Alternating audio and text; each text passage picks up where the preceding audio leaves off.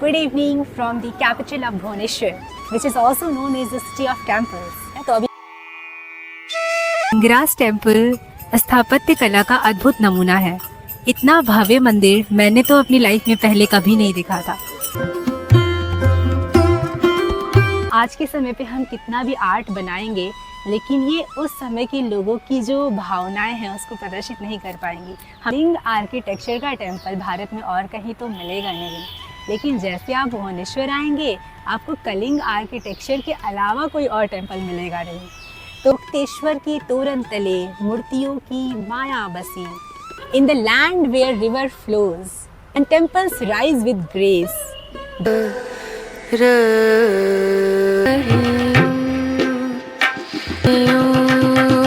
Good evening from the capital of Bhubaneswar, which is also known as the city of temples. तो अभी हम लोग temples को visit करने के लिए निकल रहे हैं।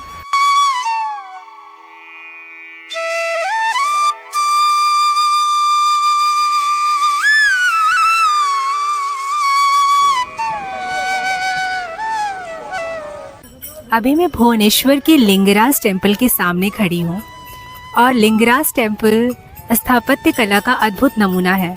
इतना भव्य मंदिर मैंने तो अपनी लाइफ में पहले कभी नहीं देखा था और इस मंदिर को देखने के बाद आपको सच में ये महसूस होगा कि सुंदरता किसे कहते हैं, सुंदर होना क्या कहलाता है।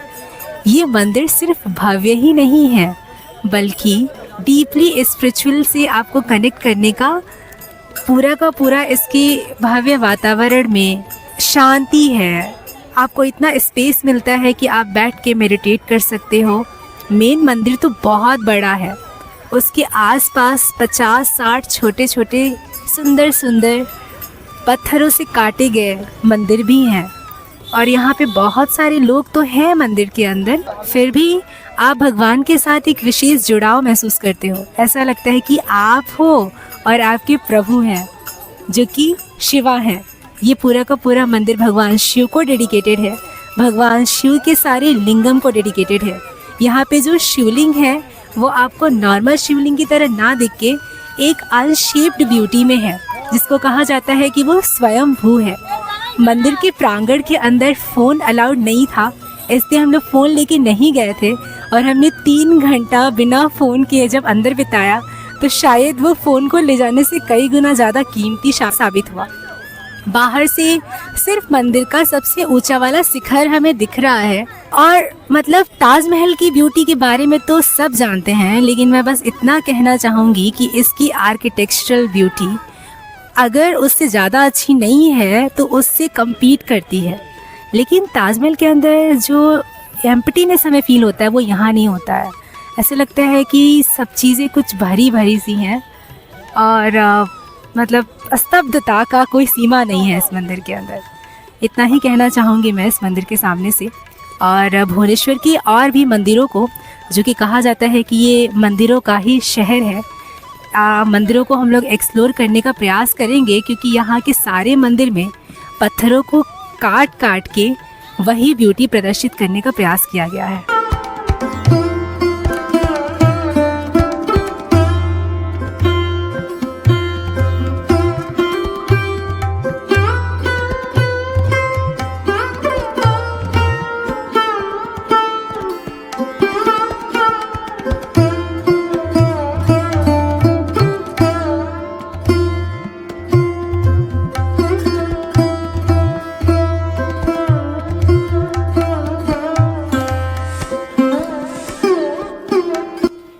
Morning from Lingaraj temple of Bhubaneswar. कल शाम को जैसे हम लोगों ने बताया था कि लिंगराज टेम्पल के अंदर फ़ोन अलाउड नहीं है, बट उसके थोड़े से डिस्टेंस पे एक प्लेटफॉर्म दे रखा है जहाँ पे टूरिस्ट आके उसके व्यू को अपने फ़ोन में कैप्चर कर सकते हैं। तो हमने भी कोशिश किया है कि इसकी इंट्रिकेसीज़ को, इसकी ब्यूटी को कैमरे में कैप्चर करें। वैसे कैमरा इसके सुंदरता से जस्टिस तो नहीं कर पाएगा, लेकिन एक फोटोग्राफर का ये प्रयास होता है कि वो जो भी सुंदर चीज़ों को देखे वो अपने छोटे से कैमरे में कैप्चर कर ले। भुवनेश्वर को मंदिरों का शहर कहा जाता है। मेरे पीछे तो लिंगराज टेम्पल, जो कि इसका आइकनिक मार्क है ही, लेकिन इसके अलावा हमारे सामने माता पार्वती का भी टेम्पल है और यहाँ पे भी आप 6th सेंचुरी का टेम्पल देख सकते हो, 11th सेंचुरी का टेम्पल देख सकते हो। मतलब मंदिर तो बहुत होते हैं शहरों में, लेकिन यहाँ पे पुराने मंदिरों की भी बहुत आयत है। आपको हर गली कूची में ऐसे मंदिर दिख जाएंगे जो यूनेस्को वर्ल्ड हेरिटेज साइट में होने चाहिए।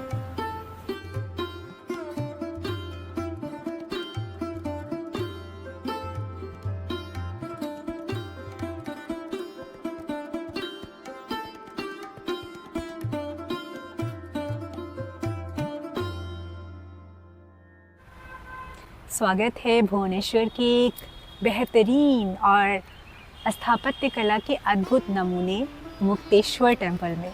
यहाँ पे जो टेम्पल दिख रहा है इसको सिद्धेश्वर कहते हैं और हमारे सामने ही जो टेम्पल है उसको मुक्तेश्वर कहते हैं। मुक्तेश्वर अर्थात मुक्ति का देवता भगवान शिव।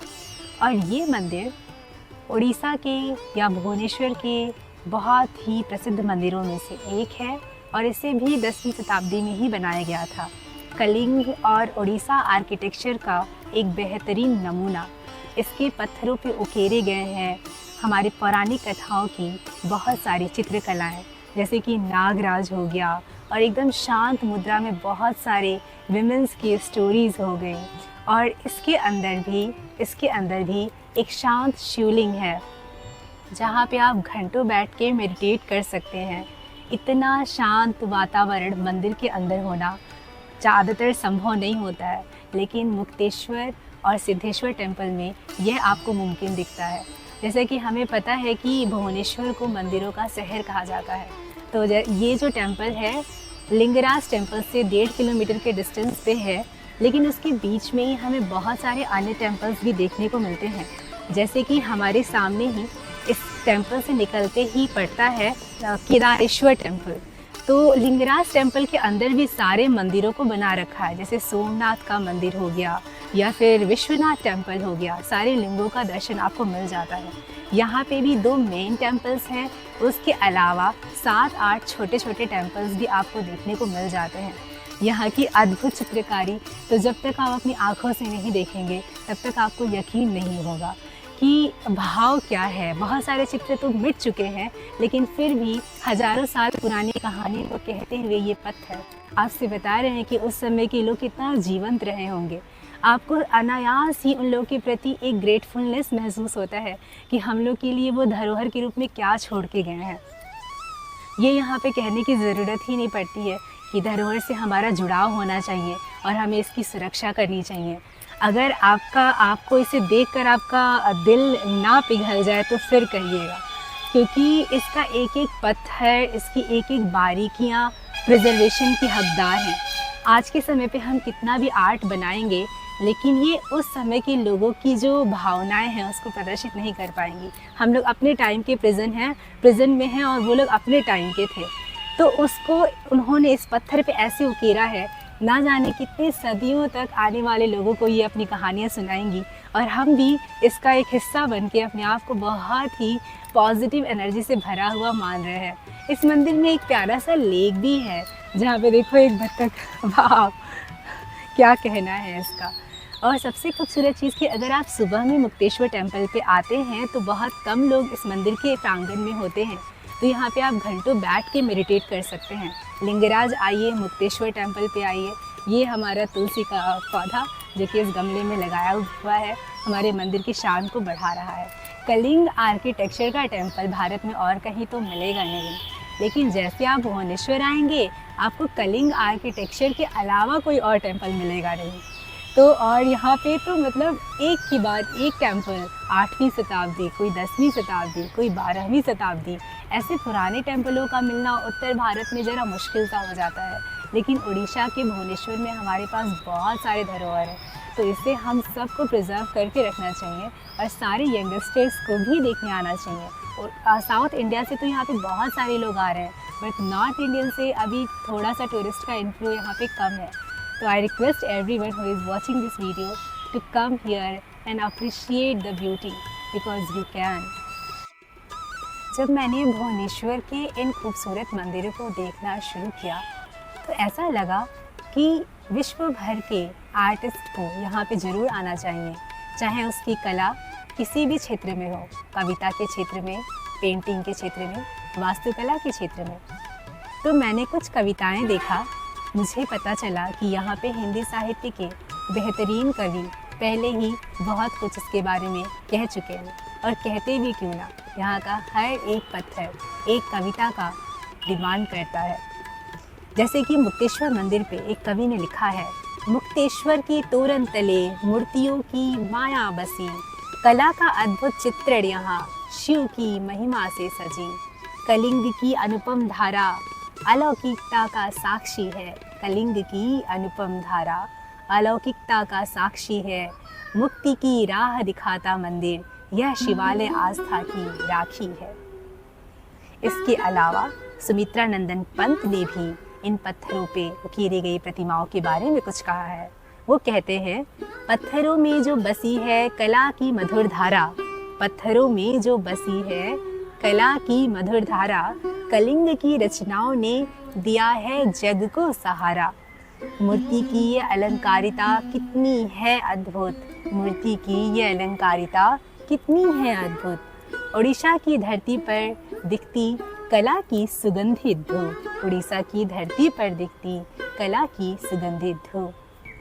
आप सुनते हैं दिनकर ने क्या कहा था इन पत्थरों को देखकर। उड़ीसा की माटी में कला का जो बहता धारा, उड़ीसा की माटी में कला का जो बहता धारा, सदियों की ये धरोहर इतिहास का है सहारा, सदियों की है धरोहर इतिहास का है सहारा, मंदिरों की ये श्रृंखला अद्वितीय है अपनी जगह, मंदिरों की ये श्रृंखला अद्वितीय है अपनी जगह, कलिंग के शिल्प में बसती है यहाँ की संस्कृति की महिमा, कलिंग के शिल्प में बसती है यहाँ पर संस्कृति की महिमा।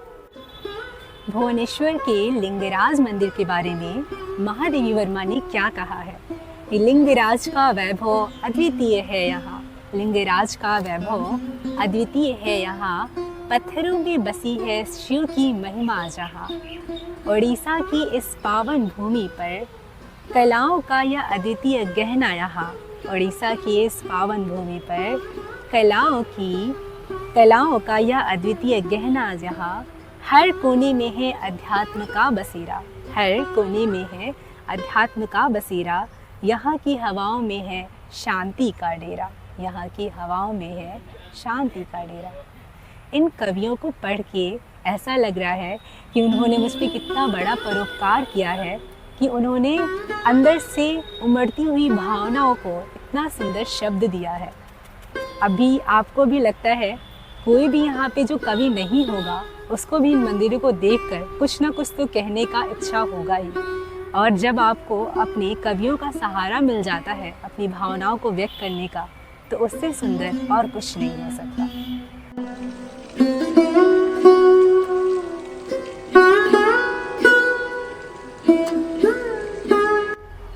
लिंगेश्वर टेम्पल के बारे में भारत की कोकिला सरोजिनी नायडू ने क्या कहा है, आइए इस कविता में सुनते हैं।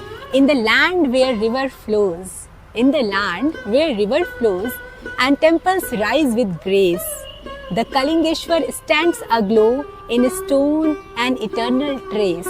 Each pillar, each majestic dome, a witness to the art.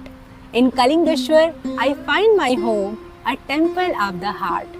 अब सुनते हैं A.K. रामानुजम ने क्या लिखा है। Lingaraj where gods reside in silent stones with grandeur wide.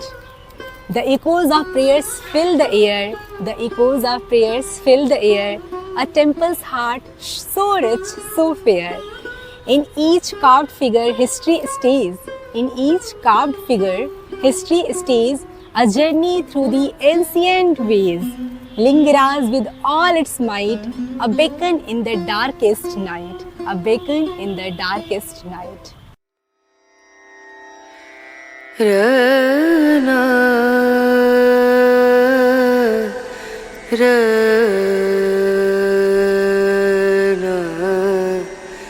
Ranu,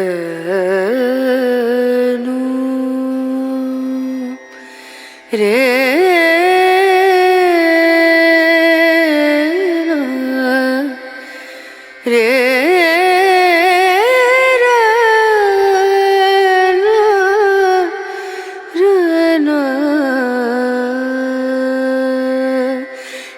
नजरिया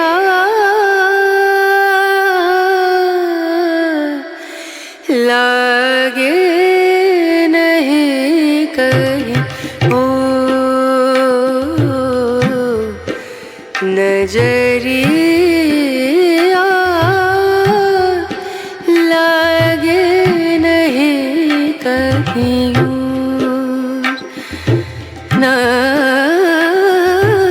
नजरिया नजरिया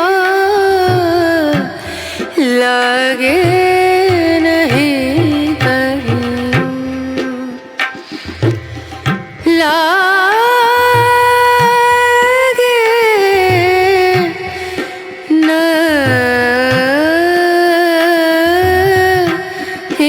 नहीं कहीं और नजरिया लागे नहीं कहीं और नजरिया लागे नहीं कहीं और